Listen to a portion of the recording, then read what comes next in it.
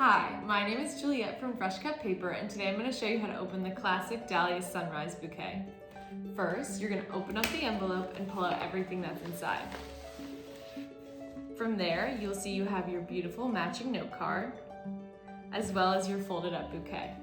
You will unfold the vase of the bouquet, and you'll find you have instructions, which you can set aside for your reference later.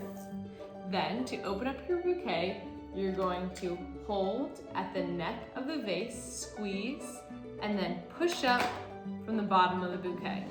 Once it is popped open, you will see you have two stickers that you can pull down on two of the petals, which will make your bouquet fully open. Once these are fully pulled down, you can remove the blue stickies from the petals, and you will have your fully opened Dahlia Sunrise bouquet, ready to brighten any space. We hope you enjoy from all of us at Fresh Cut Paper.